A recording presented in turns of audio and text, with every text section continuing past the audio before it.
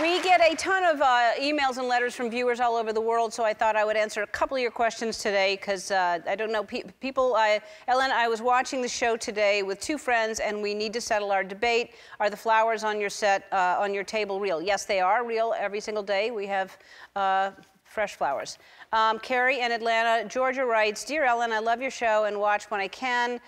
What? When you can. I also love This Is Us and never miss it. When Mandy, Milo, and Sterling were there, did you ask Sterling what the K in Sterling K. Brown stands for? I bet Kenneth or Kevin. Let me know if you know. Thanks.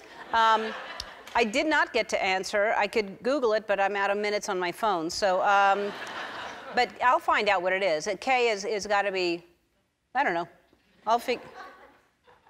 Sterling, what is it? You want to know?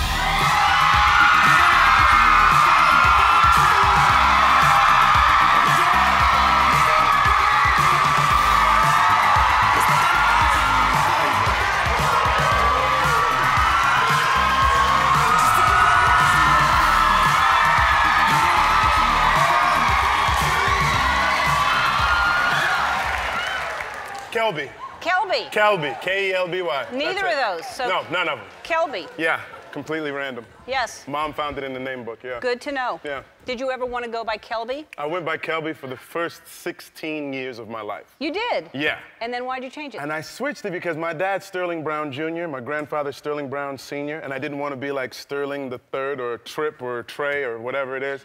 So I went by my middle name so I could have a little bit of individuality. Right. But my pops passed away. I wanted to hear his name again, so I decided to go by Sterling. All right, that's a good story. Yeah. Well, I'm glad that we made up that letter.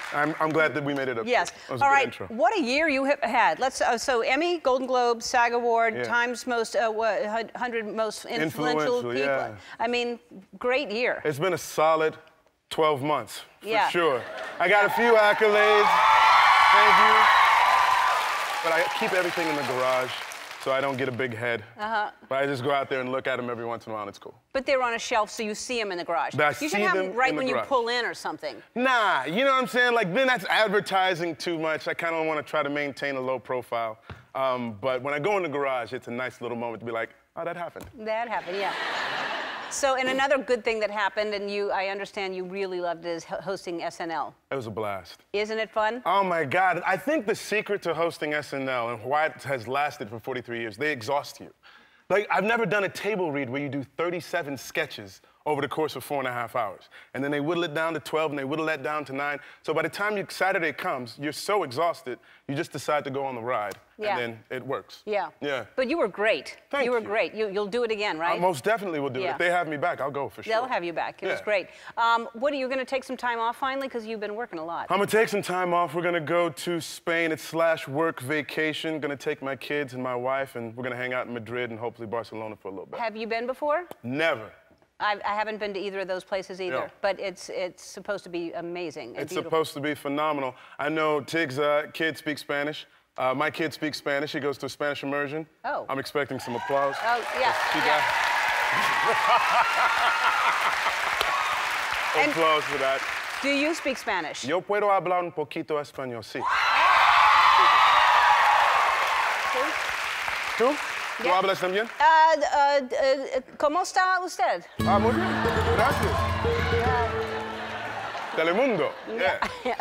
That's all I speak. I really did try, and we try to do a Spanish word where I can learn, and I can't retain it. You can't retain it. Something's wrong. You got a lot going on, though. Yeah. You're busy. That's what it is. I get it. All right, and you're doing, this is really cool. So you're giving the commencement speech at Stanford, where you graduated from. Yeah. Right? Yeah, that's probably the most nerve-wracking thing that I have coming up. Like, I'm used to speaking, like, if I win an award, they give you 45 seconds. That's pretty good. 15, 20 minutes, like, I don't write for a living at all whatsoever, so this one is going to be the most harrowing 15 minutes of my life. Please don't watch. But, I mean, what's pressure, too, is you're giving advice to these, you know, well, but not really, because you would have good advice, I would think. I think I have some decent advice. At the end of the day, I want them to follow their bliss.